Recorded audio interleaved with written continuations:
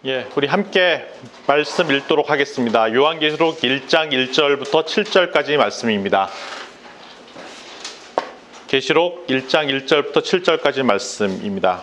우리 화면에 있습니다. 우리 함께 합심해서 읽도록 하겠습니다. 시작. 예수 그리스도의 계시라. 이는 하나님이 그에게 주사 반드시 속히 일어날 일들을 그 종들에게 보이시려고 그의 천사를 그 종 요한에게 보내어 알게 하신 것이라. 요한은 하나님의 말씀과 예수 그리스도의 증거 곧 자기가 본 것을 다 증언하였느니라.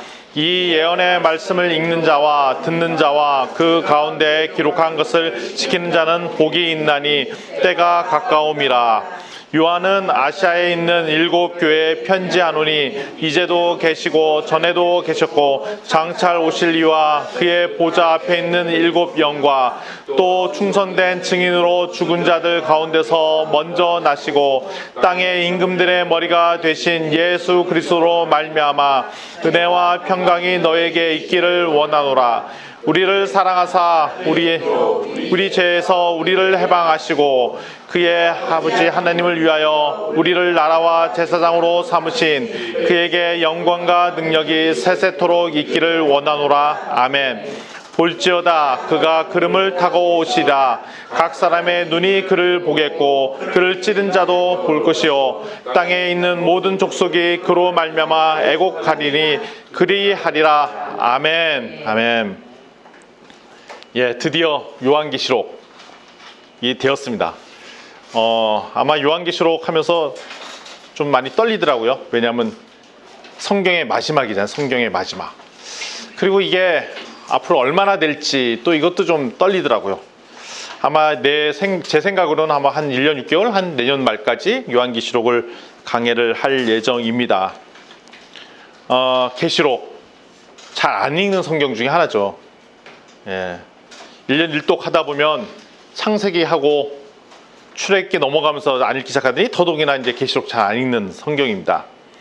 이게 왜 잘 안 읽는가 봤더니 이제 제가 이제 여러분들한테 물어보고 그러면 첫 번째 요한계시록 내용이 너무 어렵다. 해석이 잘 안 된다 이거죠.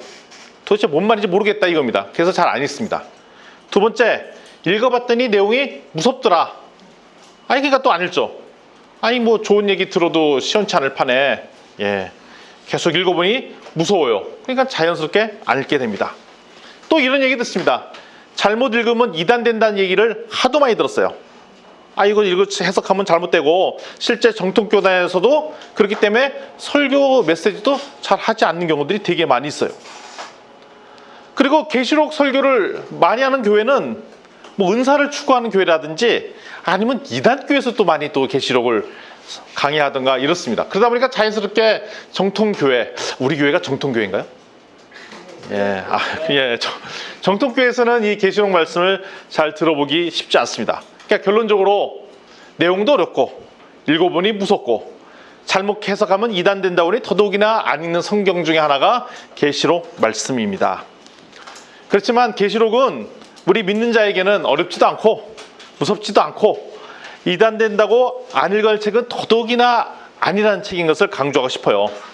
누구에게나 어려운 책은 일부러 하나님께서 믿음이 없는 자에게는 어렵게 해석하기도 하고 다른 도덕한 해석 있는 사람한테는 더더욱 해석이 어렵게 해서 이단에 빠지게 되는 책이 바로 요한계시록인 것 같습니다.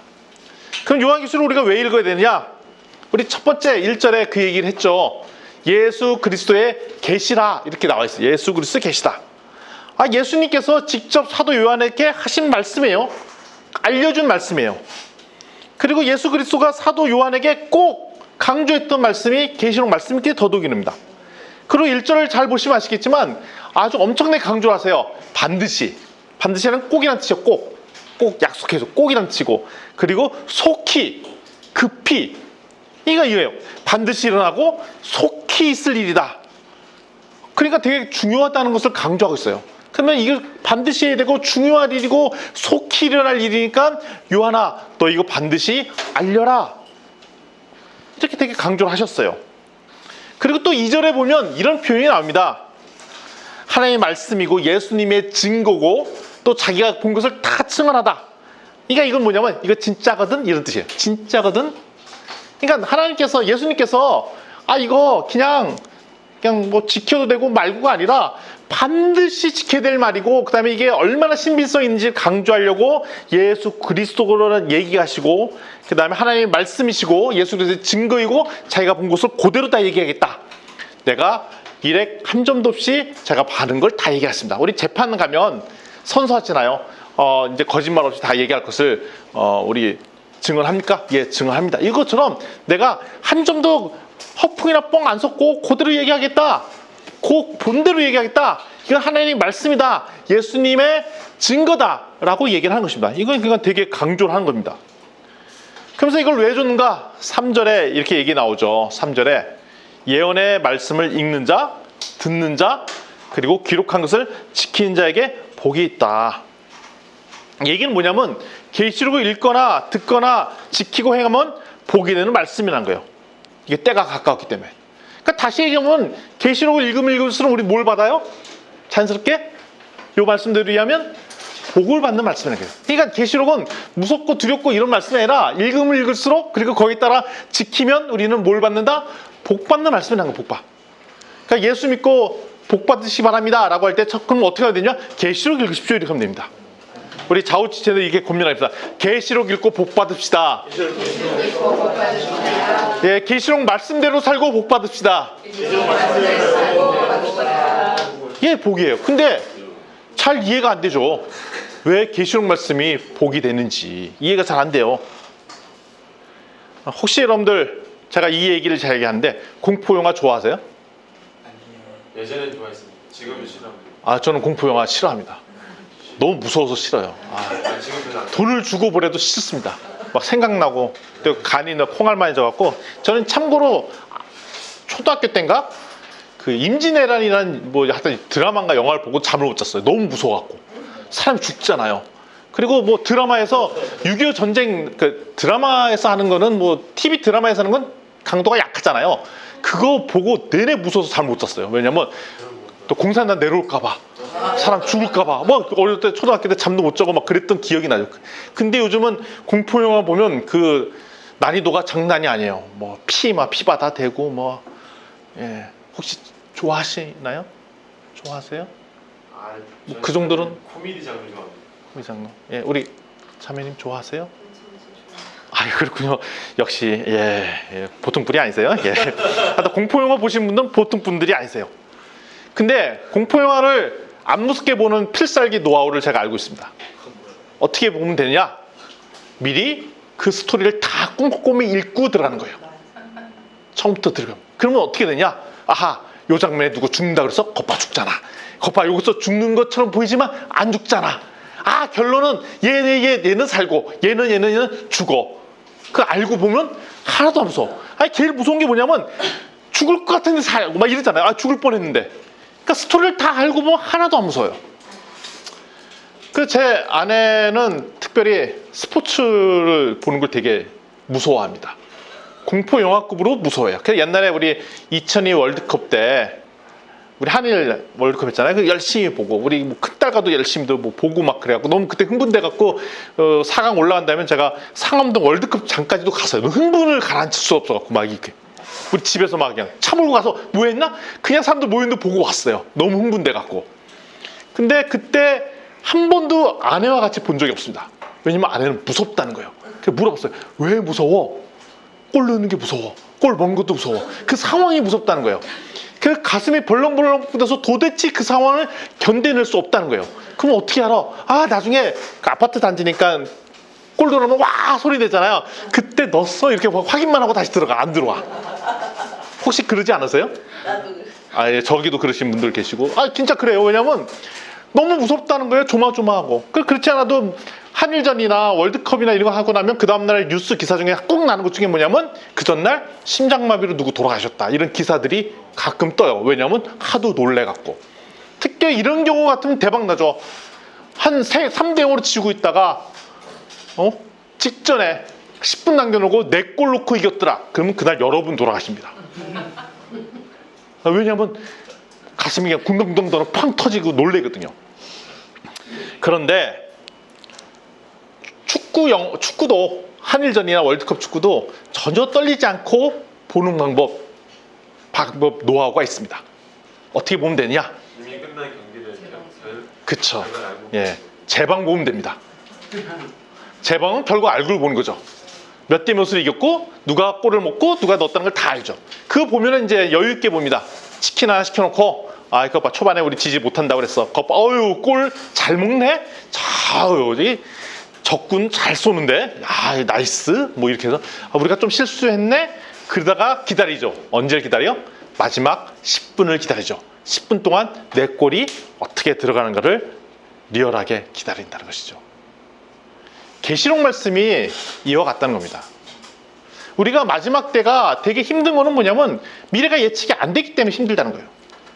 그러니까 지금 우리가 현실에 살게 되면 우리 예수 그리스도 믿으면 복을 받고 예수 그리스도의 구원이 있다는 걸 다 알매도 불구하고 말씀을 보고 살면 살수록 솔직한 마음으로 예수 그리스도의 말씀대로 살면 잘 될 것 같지 않을 것 같은 생각이 자꾸 드는 거예요.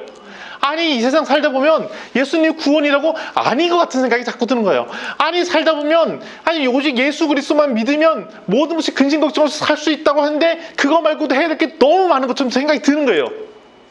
돈도 많이 벌어야 될 것 같고 공부도 더 열심히 해야 될 것 같고 그래 너 교회 다니는 것도 좋지만 그럼에도 불구하고 이번 중간고사는 어떻게 해야 되지 않니? 그럼에도 불구하고 이번에 고등학교는 좋은 데 가야 되지 않아? 그럼에도 불구하고 대학은 이런 압박을 받지 얘들아. 우리 집 애들은 안 받아요. 그러니까 얘기 안 한다는 얘기고 여기는 받는다는 얘기죠. 얘기하신다는 말씀이시죠. 저희는 안 맞습니다. 예, 그렇죠. 아버님이 훌륭하셔서 그러신다. 전혀 그렇지 않다라는 것을 보여주고 있습니다. 따라서 이 세상에 살면은 자꾸 돈이 있는 사람이 잘 살 것 같고 부자가 더 잘 부자가 될 것 같고 공부를 엄청나게 잘하지 않으면 이 세상 못 살 것 같다는 압박을 계속 받아요. 그래서 뭔가 자꾸 준비를 해야 될 것 같고 뭔가 해야 될 것 같은 생각이 듭니다. 그런데 왜 예수 그리스도가 축복이냐? 왜 계시록이 축복이냐 하면 이유는 간단합니다. 이 세상이 주도권을 잡고 이길 것 같지만 결국에는 예수 그리스도가 승리할 것이다. 아멘. 그래서 계시록 말씀은 1장 1절에서부터 22장까지 마지막 때의 모습에 엄청난 기근과 분쟁과 환란이 막 임할 것이고 특별히 3번의 큰 환란이 있을 것이고 인을 때는 환란, 그다음에 대접, 큰 나팔 이런 수많은 환란 끝에 교회가 핍박을 받지만 결론적으로 승리는 누가 하느냐? 교회가 승리할 것이고 결국 예수 그리스도가 다시 오심으로 말미암아 새 하늘과 새 땅이 시작되고 그때 우리가 이긴다라는 메시지인 거예요. 그러니까 이 세상 결국 하나님을 믿는 우리 예수 그리스도의 성도들이 승리할 것이라는 희망찬 메시지라는 거죠. 그러니까 이 메시지를 들으면 우리가 어떤 희망이 드냐? 계시록 읽을 때마다 우리 자꾸 세상 살다 보면 우리 칠 것 같은데 뭔가 딴 거 준비해야 될 것 같은데 이렇게 살면 안 될 것 같은데 라고 생각이 들다가도 계시록만 읽으면 그치 지금 힘든 거 얘네 별거 아니야. 이게 힘든 거 결국은 우리 예수 그리스도를 믿는 성도들이 승리할 것이라는 위로를 준다는 것이죠. 그래서 다시 힘들 때마다 우리 뭐 읽어야 돼요? 계시록을 읽어야 돼요. 요즘 힘드세요? 그 이유가 있습니다. 계시록을 안 읽어서 그래요. 힘들고 낙담되고 이 세상에 수많은 적그리스도의 기운들이 느껴질 때마다 우리는 무엇을 읽어야 된다? 계시록을 읽어야 됩니다. 우리 좌우지스트들께 이렇게 다시 한번 권면했습니다. 우리가 승리할 것입니다. 예수 그리스도가 승리할 것입니다. 제가 알기로는 예수 그리스도보다 적그리스도보다 더 큰 적이 하나 있어요. 졸음. 눈꺼풀. 쉽지 않죠? 근데 이 대목에서 우리를 헷갈리게 하는 대목이 있어요. 반드시 꼭 급히 속히 일어날 일이라고 얘기했는데 그래서 수많은 예언가들이 요한계시록 가지고 해석을 했는데 그대로 됐는 건지 아닌 건지 헷갈려요. 그리고 해석했는데 그래서 실질적으로 언제 주님 오신다라고 막 얘기를 하고 그날 기다렸다가 짐 싸들고 다 들어갔는데 그게 아니었대더라 이렇게 갖고 수많은 잘못된 해석들이 있잖아요. 그리고 이거를 상징적으로 해석해야 되는지 아니면 문자적으로 그대로 믿어야 되는지도 잘 모르겠는 거예요. 그리고 수많은 초대교회 당시에 적그리스도를 로마라고 했는데 로마 멸망했잖아요. 그럼 끝난 거 아니에요. 근데 지금 2000년이 지나버렸잖아요. 그러면 수많은 그동안에 있었던 역사적으로 있었던 전쟁과 사건들은 다 어떻게 해석해야 돼? 요한계시록 해석하는 게 맞아? 틀려? 이게 헷갈리죠. 그래서 최근에 또 이런 얘기가 있죠. 666이라는 그 단어를 해석을 할 때 이걸 어떻게 봐야 되는가? 한때는 이걸 바코드다라고 해석한 적도 있었고, 최근에는 이게 베리칩이라고 해석을 하기도 하는데, 이것은 맞는 거가 아닌가? 이것도 헷갈린 거고. 그럼 만약에 2000년 전에 사도 요한한테 초대교회에 줬던 사람들한테 이게 만약에 베리칩이 맞다면, 그럼 그 당시에 사람들은 이게 베리칩이라는 것을 어떻게 이해해야 되는 거죠? 그러면 이 얘기는 뭐냐면, 초대교회 사람들한테 무관한 666은 무관한 이야기가 돼버리잖아요. 왜냐하면 그게 베리칩이 맞다면. 그리고 여기는 급히 속히 반드시 일어날 일이라고 했는데, 그리고 이 말씀이 우리한테 풀어진 지 2000년이었거든요. 그럼 이게 급히 속히가 맞아? 이것도 우리한테 헷갈리는 말이에요. 이런 말 들으면 이제 다른 사람 보통 이렇게 또 해석을 합니다. 아니, 보통 하나님의 시간과 인간의 시간은 달라서 그래. 하나님의 잠시가 인간으로 뜨면 수천 년이 흐를 수도 있고, 이게 시간적인 차이가 있어서 그래 라고 해석하시는 분들도 계세요. 근데 그걸 공부해 듣다 보면, 그럼 뭐야? 급히 곧 일어난다는 얘기는 급히 곧 안 일어날 수도 있다는 거 아니야? 우리 입장에서 볼 때 그렇게 해석할 수도 있죠. 그래서 이런 측면에서 볼 때 더더욱이나 요한계시록의 해석이 어려워질 수밖에 없습니다. 그래서 제가 앞으로 요한계시록 하면서 이런 얘기를 집중적으로 하려고 합니다. 과연 어떻게 해석하는 것이 맞는가? 과연 지금 2019년도에 맞이하는 우리 예수 그리스도를 믿는 성도들의 입장에서 볼 때는 어떻게 대응하는 것이 맞는가를 집중적으로 얘기하려고 합니다. 근데 먼저 1장 1절에 예수 그리스도의 계시라라는 그 계시란 말을 좀 해석할 필요가 있을 것 같아요. 계시다. 계시라는 말은 무슨 뜻이냐면 하나님의 뜻을 인간에게 알려준 것이 계시입니다. 그러니까 하나님의 뜻이 있는데 그를 사람들한테 알려줄 때 우린 계시라고 하는 거죠. 근데 문제는 하나님께서 이거를 아무나 해석하지 못하도록 은폐시켜 놨습니다. 왜냐하면 이 성경은 사단도 보고 이단도 보기 때문에요. 따라서 제대로 된 해석은 하나님에 대한 믿음, 예수로서의 믿음이 있는 자만 제대로 해석할 수 있는 권한을 우리에게 주셨습니다. 그러면 계시록에는 수많은 상징과 이것들은 이걸 사실로 봐야 되는지 문자로 해석해야 되는지 아닌지 이거 헷갈리는데, 이때는 두 가지 다 동시에 존재한다는 것이죠. 여기 나온 7교회는 당시에 있는 7교회, 초대교회 7교회가 맞습니다. 근데 상징을 사용할 때는 하나님께서 일부러 여러 개를 함축해서 이야기하고 싶을 때는 상징을 쓴다는 거죠. 간혹가다 이런 얘기를 했어요. 메시지를 하고 나면 아니 저분을 염두에 두고 한 얘기가 아닌데 나중에 끝나고 나서 이렇게 물어. 이거 어떻게 내 얘기를지 알고 얘기하시냐고. 내가 이런 일이 있었는데 그거 알고 얘기하시는 거 아니냐고. 그럴 때 당혹스럽습니다. 왜 당혹스러우면 몰랐는데.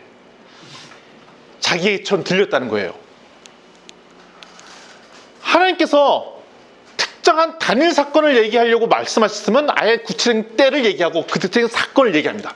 그런데 이거를 여러 시대에 걸쳐서 여러 상황을 같이 만들려고 하려면 그럴수록 어떻게 뭘 사용하냐면 하나님께서는 상징을 사용합니다.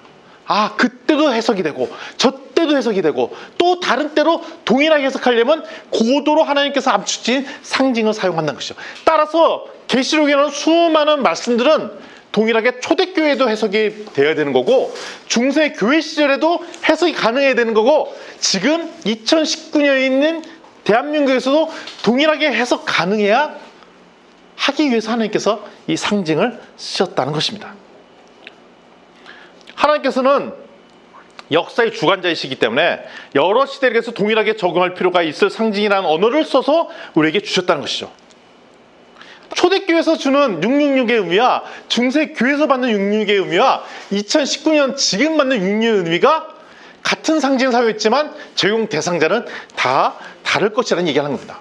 따라서 이거를 딱 한 사건으로 딱 집어서 얘기하면 잘못된 오판할 가능성이 있는 거고, 그렇다고 이거는 무조건 상징이라고 해서 몰라 이거 다 상징이야 라고 도외시해버리면 그것도 안 된다는 얘기인 것인 거죠. 자, 그러면 계시록은 누구한테 주신 말씀이냐? 예수 그리스도가 우리에게 주신 말씀입니다. 성경 읽어보면 사도 요한에게 7교회에게 전달하라는 얘기했고 7이라는 완전수를 썼다는 상징은 뭐냐면 구체적인 교회 7개를 찍어서 있지만 초대교회를 대표해서 얘기했던 7교회이고, 이 초대교회라는 것의 상징은 또 뭐냐면 모든 믿는 자에게 동일하게 주신 말씀이라는 것을 함께 얘기하고 있습니다. 그러면서 예수 그리스도가 누구인지 방금 읽었던 1절부터 7절까지 그대로 나타나 있죠. 당시 초대교회도 예수 그리스도에 대한 논쟁이 엄청나게 심했어요. 유대인들은 하나님을 사칭한 이단이라고 생각을 했고, 로마인은 반역을 하고 꾀했다가 실패한 실패자라고 판단했었어요. 그 당시만 해도. 소수 초대교회 성도들만 예수님을 하나님의 아들, 구세주, 다시 사신 분이라고 믿었지, 대다수의 유대인과 로마인들은 그냥 죽어버리거나 아니면 예수를 따르는 사람들이 시체를 훔쳤다라고 믿었던 시대가 그 당시입니다. 근데 그 이야기는 지금도 유효해요. 예수 그리스도가 구세주입니다 얘기할 때 그 말을 믿지 않는 사람들이 2019년 지금에도 대다수가 그렇습니다. 예수님이 구세주라고 생각하지 않아요. 당연히 아니죠. 그냥 2000년 전에 있었던 좋은 사람, 역사적으로 기록되니까 좋은 사람인가 보다, 내 기독교는 싫지만 예수님은 좋은 분 같아 라고 얘기하는 수많은 사람들이 존재하죠. 그런 사람들에게 요한은 예수님이 어떤 분인지 다시 설명을 합니다. 4절에 이렇게 나오죠. 이전에도 계셨고 지금도 계시며 다시 오실 분이다. 이전에도 계셨고, 이건 뭐냐면 태초를 얘기해요. 태초부터 하나님께서 이 땅을 만들 때부터 누가 계셨다? 예수 그리스도가 계셨고, 그리고 초대교회도 계셨고, 앞으로 미래라는 건 지금 다시 오실 그날까지도 계실 분이 예수 그리스도다. 그러니까 역사의 시작과 중간, 마지막 때까지 함께 계실 분이 누구다? 예수 그리스도라는 얘기입니다. 이게 첫 번째 고백이에요. 예수님은 하나님이시고, 예수님은 언제부터 계셨다? 태초부터 지금까지, 그리고 앞으로도 계실 분입니다. 믿습니까? 아멘. 이걸 우리한테 요구하신 거예요. 또 5절에 또 다음 대목엔 또 이런 얘기가 됩니다. 그런데 예수 그리스도는 어떤 분이냐? 죽은 자 가운데서 다시 살아나신 분이다. 부활하셨다. 그리고 세상의 왕이 되신다. 우리의 죄를 구원하실 분이다. 그러니까 다른 데 구원이 있지 않고 바로 예수님은 죄를 이기셨고 죽음을 이기셔서 다시 사셨는데, 그래서 세상을 통치하는 왕이시자 우리를 구원하실 분이다라고 얘기합니다. 우리의 죄를 구원받길 원하십니까? 영원한 생명을 취하고 싶으니까 그건 예수 그리스도를 고백하십시오라는 구절을 여기에 다시 주신 겁니다. 세상의 권력들이 엄청나게 셀 것 같다고요? 아닙니다. 세상의 권력의 왕이 누구냐? 예수님입니다 라는 고백이 5절에 나온 말씀이에요. 그리고 6절에 세상 권력과 제 세상을 동시에 가지신 분, 세상 나라의 통치자이자 바로 하나님 나라의 영광을 취하실 분이 예수님이라, 이렇게 얘기를 하는 것입니다. 이때 우리의 고백이 필요한 것 같아요. 예수님은 우리의 구원 되십니다. 아멘. 우리를 구원하실 것입니다. 그리고 다시 오실 것입니다. 세상 모든 권력보다 위에 계신 분이 예수 그리스도입니다. 아멘. 이게 우리의 고백이라는 거죠. 그러니까 마지막 때에 우리한테 첫 번째 요구하는 것은 세상 권력 속에 수많은 사람들이 하나님을 멀리하지만 우리에게 첫 번째 얘기하는 것은 다시 오실 예수 그리스도가 진정한 통치자이시라는 걸 믿고 진정한 구원자가 예수님이라고 고백하는 것이 우리의 고백이 되야 된다는 것이라는 것이죠. 그것이 첫 번째 얘기입니다. 그런데 지금부터 조금 어려워진 얘기를 하려고 그래요. 근데 계시록을 해석을 달리하시는 분들이 수많은 사람들이 있어요. 그게 달라지는 배경이 어디서부터 시작하면 계시록 20장 1절부터 6절을 보면, 저희가 뭐 읽을 건 아니지만 1000년 동안 다스린다는 표현이 한 6번 정도 나옵니다. 20장 1절부터 6절을 보면 천년 왕국이라는 얘기가 한 6번 나와요. 6번. 그래서 계속 다스리실 것이다, 1000년 동안 다스릴 것이다 라고 얘기하는데, 이거에 대한 견해가 기독교인들마다 확 달라지기 시작합니다.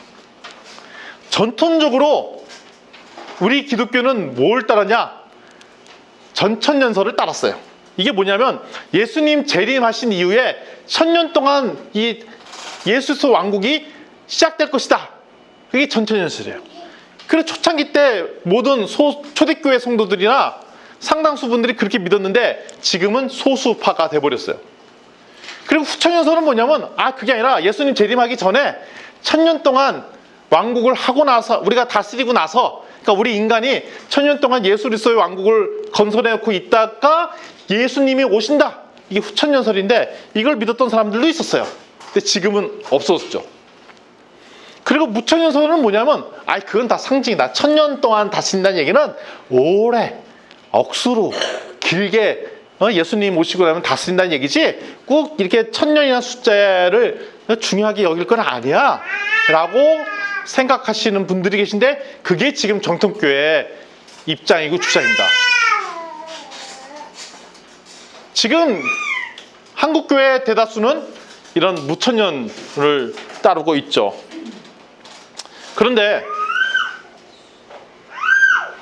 원래 기독교는 전천년이었어요. 전천년.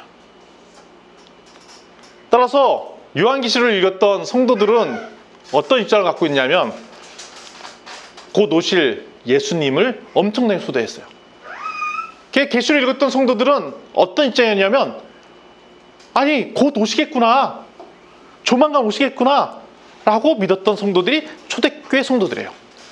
그리고 우리가 어려울 때 복음을 받아들였던 구한말 일제시대 때는 뭐냐면 이 수많은 악재가 적그리스도가 일본 이런 분들이고 결국 예수 그리스도가 다시 오시는 말미암아 우리한테 구원이 있겠다. 일제시대 때 수많은 우리 크리스찬들은 바로 이런 입장이에요. 곧 오실 예수 그리스도. 그리고 해방 이후 6.25 전쟁 이후 그 다음에 50대 60대 70년까지 해도 대다수의 한국교회가 이런 전천연설 예수 그리스도 재림 빨리 오시고 그리고 진짜 천년왕국이 시작되겠구나 라고 믿었던 분들이 계속됐어요. 그래서 그런 분들의 공통점은 뭐냐면 계시록을 읽을 때마다 이게 역사적으로 어떤 일이랑 맞는 거지? 그리고 자꾸 시도를 했어요. 적그리스도는 로마를 상징하나? 5개의 왕국이 있었다는 것은 바벨론 이런 것도 그 영국이 맞는 건가? 그리고 도대체 666은 뭔가? 이게 역사적으로 어떤 사건과 맞는 건가? 라고 자꾸 집중적으로 맞춰보려고 노력을 했었던 사람들이 이런 시도들이에요. 근데 문제가 터집니다. 언제 문제 터지냐? 우리나라로 따지면 1992년도에 문제가 터집니다. 이장님 씨가 다미성교회를 만들어갖고 그때 1992년도에 그 재림이 있고 그때 세상 졸국말이 있다라고 그래갖고 당시 92년도에 살았던 사람들 기억에 하면 그때 대한민국을 막 휩쓸고 지나갔어요. 그래서 집 팔고 다 재산 정리해갖고 어디다 모여갖고 그 예수님 재림을 기다려서 했던 그러니까 휴거를 기다렸던 사람들이 있었어요. 꽤 있었어요. 92년도에. 근데 결과는 어떻게 됐죠? 끝나지 않으니까 여러분 여기 계신 거잖아요. 예. 92년도 그게 물러갔어요. 그래서 사기처럼 돼버렸어요. 그날. 그래서 사회적 파장이 있은 다음부터 우리 한국교회는 급속도로 무천연설을 주장하는 그건 다 상징이야. 거봐 과다하게 역사적으로 해석하려고 하면 문제가 생기잖아. 거봐 그를 구체적인 성경에 나온 사건과 역사를 자꾸 붙이면 문제가 생기잖아. 그렇게 해석하면 안 되잖아 라고 그게 정설이 돼버리면서 이제는 굳이 계시록을 많이 읽는다는 것은 부담스러운 시대가 되어버렸습니다. 그리고 서구에서는 자꾸 합리적인 사고와 그 다음에 수많은 지성주의가 발달하면서 성경을 성경 그대로 해석하기보다는 자꾸 상징으로 풀어내고 좋은 뜻으로 해석하고 계시록을 읽지 않는 이런 분위기로 바뀌어 버렸습니다. 근데 이 무천년의 배경이 언제부터 시작되냐면 칼빈의 신학부터 사실 시작을 해요. 칼빈은 그 예정론을 주장했었죠. 하나님 때가 다 준비되어 있었고 다 예정되어 있었고 그다음에 수많은 역사들은 다 예정대로 그냥 진행될 것이다. 그리고 천년왕국은 상징으로 풀어야 된다. 그리고 그 뒤에 수많은 사람들이 그 스피릿을 받은 서구의 학자들이 구약이나 신약의 수많은 기적과 이사들은 자꾸 변증법으로 풀려고 한다든가 그를 그냥 이러는 상징이지 자 생각해봐 어떻게 무리를 걷는다는 게 가능해? 이러면서 점점 그럴 기적을 그냥 자꾸 상징 그다음에 자연적인 그런 과학적으로 껴맞추려고 자꾸 노력들을 수도 없이 시도를 했습니다. 근데 문제는 뭐 합리적인 사고를 가지고 푸는 것도 의미가 나름대로 있어요. 근데 그게 자연스럽게 뭐냐면 계시록을 역사와 연결해서 해석하는 건 위험하다는 분위기가 점점 하시고, 그다음에 합리적으로 이해가 안 되는 부분들은 그냥 덮고 지나가고, 그리고 자연스럽게 그런 의도가 아니었는데 예수 그리스도의 재림을 이렇게 소망하는 그룹의 분위기가 점점 너무 이렇게 세게 생각하지 마라는 분위기가 점점 나타나기 시작하고, 뭐 여러 가지 그 분위기들이 나타나기 시작했어요. 반면에 후천연설을 주장했던 사람들도 있습니다. 후천연설은 뭐냐면 이 땅에 예수 그리스도의 땅을 만들어야 천년을 지배해야 주님 다시 오신다는 이야기를 하는 거죠. 이거는 누가 중심으로 얘기하면 19세기 독일 중심으로 이런 얘기를 했었어요. 그래서 사회변형을 이 땅에서 하자 막 이런 주장을 했어요. 이 땅을 하나님 나라 제대로 고치자 이런 얘기를 막 했어요. 근데 그것이 과다하게 진행되면서 예수님을 죽인 유대인을 몰아내자 이것까지 이뤄가면서 그 세력이 히틀러까지랑도 같이 연대가 돼서 실질적으로 히틀러가 독일의 기독교인들과 연대해갖고 유대인을 학살하는 그런 사건까지도 이어지게 됩니다. 그래서 유대인의 학살 배경 이론을 만들었어요, 후천연설. 그래서 2차 세계대전 끝나자마자 후천연설을 주장하던 사람들은 다 없어져 버렸어요. 사실 세 가지 학설 다 조심해야 됩니다. 전천연설을 주장했던 사람들은 자꾸 계시록을 역사적 해석으로 하려기 때문에 자꾸 오판을 해요. 잘못된 판단과 잘못된 해석을 합니다. 후천연설은 자꾸 이 땅에서 뭔가 건설하려고 하기 때문에 자꾸 정죄하려고 들고, 그 다음에 유대인 학살처럼 위대한 정책을 만들어서 강제적으로 기독교에 관련된 정당을 만든다는, 기독교에 관련된 거 몰아갖고 이 세상을 다 기독교로 지배해야 된다라고 자꾸 이런 해석들을 하려는 사람들도 나타나기 시작했어요. 근데 어떻게 보면 전천연설과 후천연설은 같은 뿌리를 두고 있죠. 예수 그리스도가 이 땅에서 통치하신다. 재림 이후냐 이전이냐 그 차이만 있죠. 반면에 무천설은 신학적으로는 되게 완전합니다. 그리고 탄탄하게 해석도 잘 돼 있어요. 그런데 무천연설은 예수님 통치가 온다는 것은 상징이라고 자꾸 얘기를 하고, 그 다음에 수많은 사건들을 상징으로 풀기 때문에 그거를 역사적인 사건과 이어서 생각하기는 되게 힘들어져요. 그러니까 수많은 지금 전쟁과 사건이 일어나면 그냥 그거는 상징이야. 그리고 자꾸 이 시대에 살면서 역사와 무관한 일처럼 자꾸 해석하려고 들어요. 그러다 보니까 자꾸 무천연설을 주장하는 사람들은 힘이 없어요. 이 세상을 변형시키려는 마음도 없고 그냥 나만 잘 믿고 구원받으면 되지라고 이렇게 소극적인 자세를 취하는 사람들이 무천연설을 주장하는 사람들이 그런 사람이 많아요. 지금 한국교회의 대다수가 무천연설을 주장하는 사람들이 주도를 잡고 있는데, 이러다 보니까 이 사람들은 강력하게 재림을 기대한다든가 이런 분들의 분위기가 아니에요. 근데 가장 좋은 해석은 이 해석 세 가지가 다 문제가 있으니까 다 집어버리자 뭐 이런 입장을 취하는 것보다는 세 가지 설이 다 맞다라고 하는 게 좋다는 거죠. 왜? 상징으로 풀 건 상징으로 풀어야 됩니다. 그렇지만 지속적으로 물어본 거죠. 이게 우리나라 역사로 볼 때, 세계 역사로 볼 때 이걸 이렇게 해석하는 게 맞습니까? 계속 물어보는 행위들. 666의 바코드가 맞습니까? 아닙니까? 아니 베리칩을 해석하는 게 맞습니까? 아닙니까? 라고 계속 고민하고 투쟁하는 것. 지금 적그리스도 세대가 나는 게 이게 혹시 뭐 중국은 아닙니까? 아니면 미국은 아닙니까? 이게 제국주의 아닙니까? 라고 자꾸 물어보려고 하는 시도들. 그렇지만 하나가 맞다고 주장하는 것이 아니라 하나님의 의도는 무엇입니까? 계속 물어보는 것들. 그래야 우리가 역사에 살면서도 겸손하면서도, 그다음에 우리 무천연설에 주장했던 수많은 상징들도 가져오면서 좀 올바른 균형적인 감각을 가질 수 있다고 생각이 듭니다. 그럼 예수님 언제 다시 오실까요? 예수님의 재림 얘기를 하려고 그러죠. 예수 그리스도는 언제 다시 오십니까? 7절 말씀 우리 함께 좀 다시 한번 읽어볼까요? 7절 말씀 한 목소리를 읽어보겠습니다. 시작. 올지어다 그가 구름을 타고 오시리라. 각 사람의 눈이 그를 보겠고 그를 찌른 자들도 볼 것이요 땅에 있는 모든 족속이 그로 말미암아 애곡하리니 그러하리라. 아멘. 아멘. 구름 타고 오신다고 그랬어요. 근데 구름 타고 오신다는 말이 여기만 나오는 게 아니라 구약이 또 나와요. 다니엘서 7장 13절 14절 읽어보면 인자 같은 이가 구름 타고 온다라는 표현이 있었어요. 이게 뭐냐면 다니엘서니까 예수 그리스도의 초림을 예언을 한 거죠. 그 당시에 다니엘서에 이 구름 타고 오실 인자가 구름 타고 오신다. 그 다음에 권세와 영광과 나라를 가지고 이 방언한 자를 섬기게 해갖고 영원한 권세가 있겠다, 뭐 이런 얘기를 하죠. 다니엘서 7장에 그런 얘기들이 나옵니다. 하나님께서 인간의 모습, 이 땅에 오신다는 표현을 쓸 때 구름을 타고 온다는 표현을 썼어요. 진짜 구름을 타고 오는가? 그게 아니라 이 땅에 하나님께서 오실 때 표현이 구름 타고 오신다고 했어요.